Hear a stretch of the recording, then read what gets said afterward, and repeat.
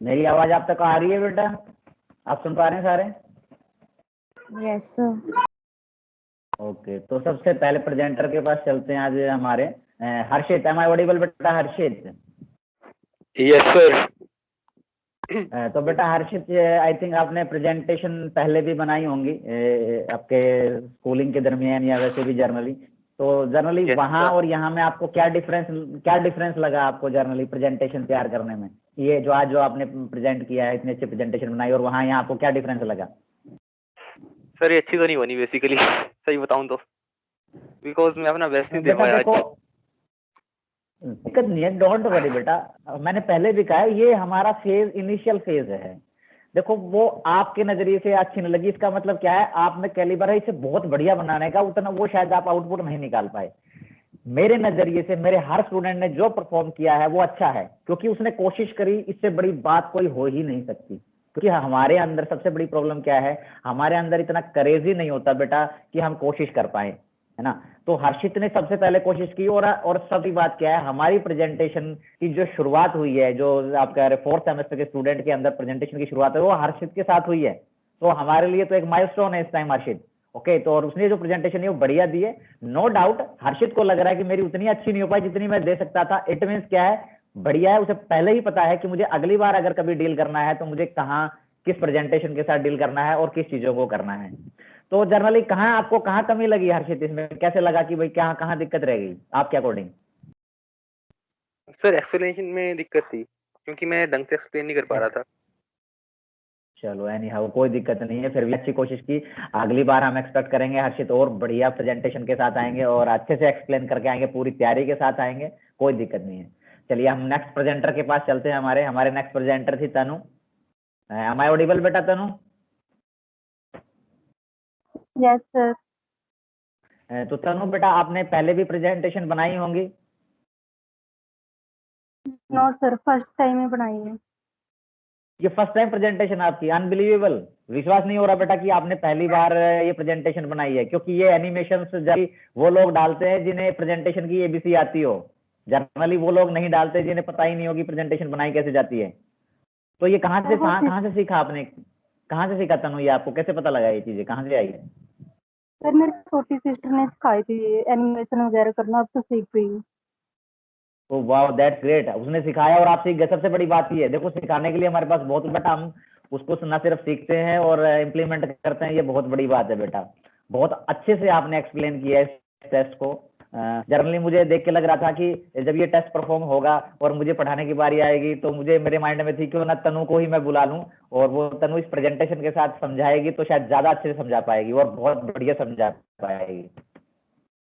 नहीं सर, आप अच्छा समझा तो सकते हैं। तो तनु अब अभी तुम्हें कैसा लग रहा है बेटा ये प्रेजेंटेशन? ये तुमने पहली बार प्रेजेंटेशन बनाई और उसके बाद प्रेजेंट भी बहुत अच्छे तरीके किया, तो कैसी फीलिंग लग रही, कैसा महसूस है इस प्लेटफॉर्म पे हमने इतने स्टूडेंट्स के बीच में? सर अच्छा लग रहा है कि जैसे अगर हम नेक्स्ट टाइम अगर कोशिश करते तो उस टाइम हमारा कॉन्फिडेंस हो जाता कि हाँ हमने ये काम पहले किया हुआ है। ओके दैट्स ग्रेट है। तो चलिए वेट करेंगे हम भी कि तनु अगली बार हमारे लिए कोई बहुत बढ़िया और ज्यादा बढ़िया, मतलब ये तो थी, इसमें तो कोई दो राय नहीं है, जस्ट ऐसे फैबुलस प्रेजेंटेशन थी आपकी एक टेस्ट के साथ। और अगली बार हम एक्सपेक्ट करेंगे तनु डेफिनेटली और बढ़िया, इससे भी बढ़िया कुछ ना कुछ लेके आएगी हमारे लिए कोई और टेस्ट के साथ। फिर हम मिलेंगे और definitely. Okay, again thank you very much बेटा फॉर दिस प्रेजेंटेशन। चलिए हम चलते हैं अपने नेक्स्ट प्रेजेंटर के पास। निशांत, एम आई ऑडिबल बेटा निशांत? यस। तो निशांत आपने भी प्रेजेंटेशन पहले बनाई है या आपका भी पहला चांस था ये? सर 2-3 बार सेमिनार जरूर दिया है, प्रेजेंटेशन फर्स्ट टाइम थी। ओके, प्रेजेंटेशन आपने मतलब आपने बनाई भी, प्रिपेयर भी आपने पहली बार की है ये? नो सर, ऐसे प्रिपेयर तो करते रहता हूँ मैं। ओके, तो पहले जो प्रिपेयर किया और जो अब की बार आपने प्रिपेयर किया उसमें कुछ डिफरेंस है या बस सेम ऐसे एज इट इज था? सर बस स्पीड ज्यादा रहती है बोलने की, और वही बात है। कोई दिक्कत नहीं निशांत बेटा, वो चीजें टाइम के साथ हो जाएंगे। हम लोगों के प्लेटफॉर्म है ये, हम कोशिश करते रहेंगे, टाइम निकालते रहेंगे, जब इससे गो थ्रू होंगे तो कहीं ना कहीं हमें चीजें निकल के आ यस जाएंगी। सर, ओके, यस आपकी भी बहुत अच्छी प्रेजेंटेशन थी, और कहीं कमी पेशी होगी तो बेटा मैं अवेलेबल हूँ डेफिनेटली डिस्कस करने के लिए। आप भी आगे ओके कोशिश सर। करते रहिए, अगली बार मिलेंगे, ठीक है बेटा। थैंक यू वेरी मच आपको भी। और अगेन नेक्स्ट प्रेजेंटर हमारे Ravi, am I audible Ravi? बहुत अच्छी प्रेजेंटेशन थी बेटा, बहुत बढ़िया तरीके से समझाया आपने।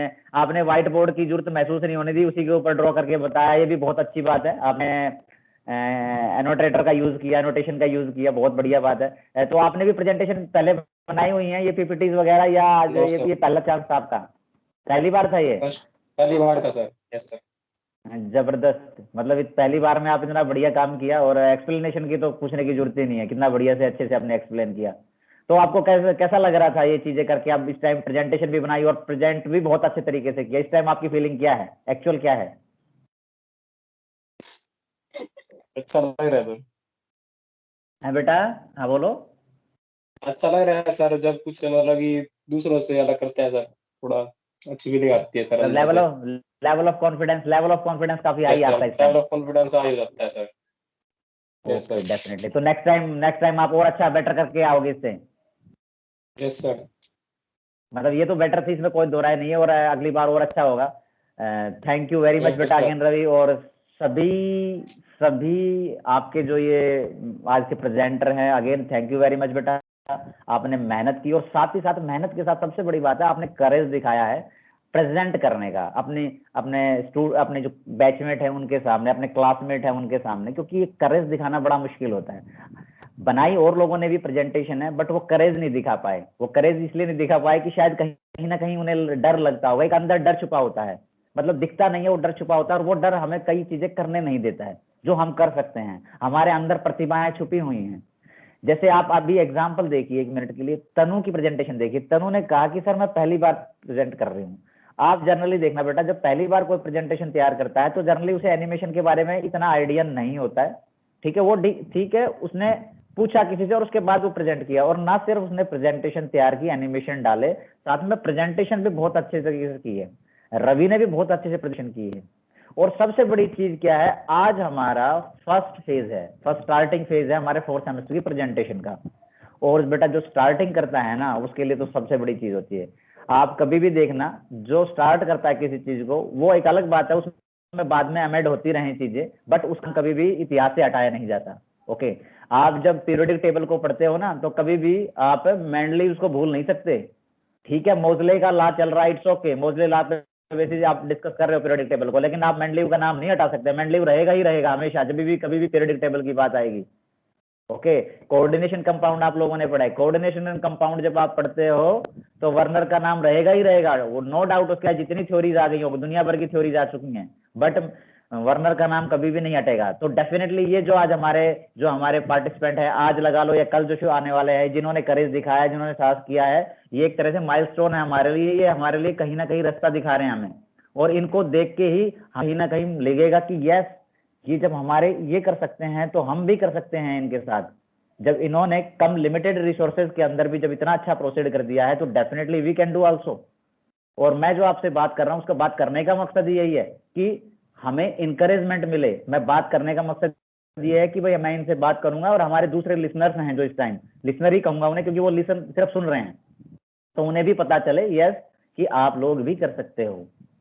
Again thank you very much बेटा, आपने चारों प्रेजेंटर की आज के लिए, और लिसनर्स को भी थैंक यू कि आपने पेशेंसली इन चीजों को सुना, देखा, और डेफिनेटली कहीं ना कहीं ऑब्जर्व भी किया होगा। और शायद कहीं ना कहीं किसी ना किसी स्टूडेंट के माइंड में ये चीज आए कि मुझे भी करना चाहिए, मैं भी कोशिश कर सकता हूँ या कर सकती हूँ। स्टिल अगर आप में से फिर भी कोई, वैसे मैंने इस हफ्ते का ही टाइम दिया था, बट फिर भी आप में से कोई अगर प्रेजेंट के लिए प्रेजेंटेशन करना चाहता है, तैयारी करना चाहता है, तो डेफिनेटली आपके लिए वो रास्ते खुले हुए हैं। ये प्लेटफॉर्म आप ही के लिए है, और आपको ही इस प्लेटफॉर्म का यूज करके अपनी जो एबिलिटीज हैं, आपकी जो कैपेबिलिटीज हैं, आपकी छुपी हुई जो प्रतिभाएं हैं, उनको आगे लेके आना है और प्रोसीड करना है।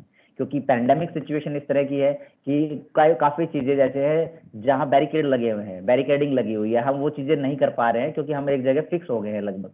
तो उस जगह हम प्रॉपर यूटिलाइजेशन करेंगे, ताकि हमें उस पर्टिकुलर बाउंडेशन के साथ भी अगर कुछ करने को मिल रहा है तो हम वो नई चीज सीखें, कुछ नई चीज करें, और अगर हमें वो चीज आती है तो हम उसको अपग्रेड करें। ओके, तो again thank you very much बेटा फॉर टुडेज प्रेजेंटेशंस। कल हम मिलेंगे इन नई प्रेजेंटेशंस के साथ। Again thank you very much बेटा। Excuse me, sir.